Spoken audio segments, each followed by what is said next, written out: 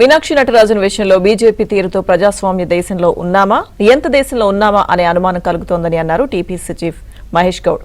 Case లేదు ఏమీ లేదు, నోటీసు మాత్రమే ఇచ్చారన్నారు. రాజ్యసభలో బలం పెంచుకోవాలని బీజేపీ కుట్ర చేసిందన్నారు.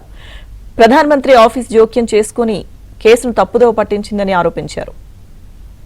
ఈ విషయంలో ఉరివేసినా తప్పులేదని మహేష్ గౌడ్ ఆగ్రహం వ్యక్తం చేశారు. ప్రధాని నియంతలా వ్యవహరించడం శోచనీయమన్నారు. శ్రీలత అంశాన్ని క్రమశిక్షణ కమిటీ చూసుకుంటుందని అన్నారు మహేష్ గౌడ్.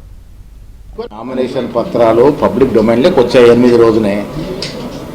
8 సాయంత్రమే ఈ కేసు వివరాలు ఎవరితో కేసు ఫలానా నోటీస్ ఉందనే వివరాలు ఆ ఫలానా వ్యక్తి వాట్సాప్ గ్రూప్లో పెట్టడం జరిగింది.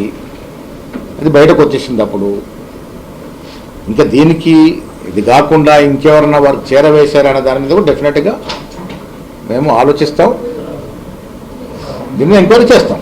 నటరాజన్ గారి నామినేషన్ తిరస్కరణలో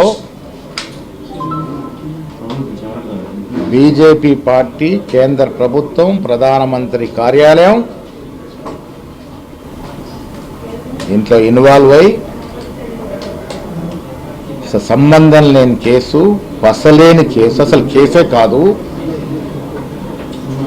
ఒక నెపాన్ని తీసుకొని దుర్మార్గంగా అన్యాయంగా ఒక మహిళ అని కూడా చూడకుండా దేశ రాజకీయాల్లో ఒక కలంకమైనటువంటి చర్య.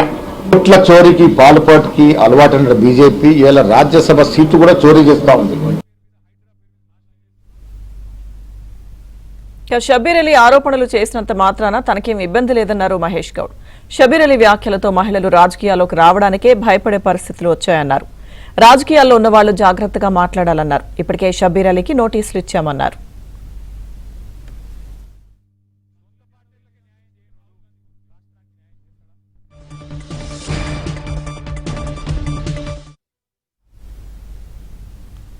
ఇక పవన్ కళ్యాణ్ చాలా విషయాలు తెలుసుకోవాలన్నారు మహేష్ కుమార్ గౌడ్. కాంగ్రెస్ పార్టీకి అన్ని రాష్ట్రాలు ఒక్కటే అన్నారు. కాంగ్రెస్ పార్టీకి ప్రాంతీయ తత్వం ఉండదన్నారు. ప్రాంతీయ తత్వాన్ని రెచ్చగొట్టే బీఆర్ఎస్ అధికారంలోకి వచ్చిందని మహేష్ కుమార్ విమర్శించారు. ప్రాంతాలుగా విడిపోయినా మనుషులుగా కలిసి ఉందామనేది కాంగ్రెస్ పాలసీ అని స్పష్టం చేశారు.